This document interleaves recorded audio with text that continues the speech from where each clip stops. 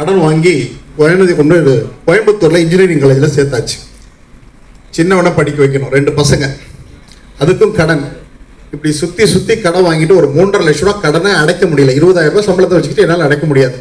அது மட்டும் இல்லாமல் எனக்கு ஒரு பெரிய பலு என்னன்னு கேட்டிங்கன்னா, 5 பொண்ணு இருக்கிற வீட்டில் நான் பொண்ணு எடுத்தேன். வீட்டுக்கு பெரிய மருமக, என்னை நம்பி 4 பெண் குழந்தைங்க கட்டி கொடுக்கணும். எங்கள் மாமனார் கிடையாது. இவங்கெல்லாம் எப்படி கரை சேர போகிறாங்கன்னு பெரிய கேள்விக்கூட அவங்க சொந்தக்காரங்க கேள்வி கேட்டுக்கிட்டு இருக்காங்க. இவங்க வாழ்க்கைலாம் முடிஞ்சு போச்சுன்னு. இப்போ என்னுடைய கடமை என்ன தெரியுமா? 5 பொண்ணை கல்யாணம் பண்ணி கொடுக்கணும், 2 பசங்களை கல்யாணம் பண்ணி கொடுக்கணும். கரெக்டுங்களா? அந்த வகையில் இதில் சம்பாரித்து ஒவ்வொரு பொண்ணுங்களுக்கும் 25 பவுன் போட்டு கிராண்டாக கல்யாணம் பண்ணி கொடுத்துருக்குறேன்.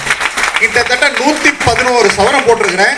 என் பசங்க 2 பேருக்கும் இங்கே வந்தவங்க எல்லாருக்குமே தெரியும். 2021 என் பையனுக்கு, ஒரு பெரிய பையனுக்கு மேரேஜ் பண்ணேன்.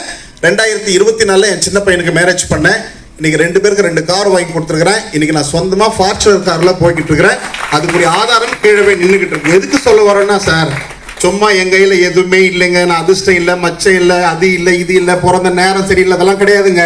நாம் சரியில்லைன்றது முடிவு நீங்கள் எடுத்துட்டீங்கன்னா வாழ்க்கையில் கண்டிப்பாக கடவுள் நமக்கு எல்லாமே கொடுப்பார். அது மாதிரி கொடுக்கறதுக்கு தான் நம்ம கடவுள் சக்தி சார் இருக்கிறாங்க.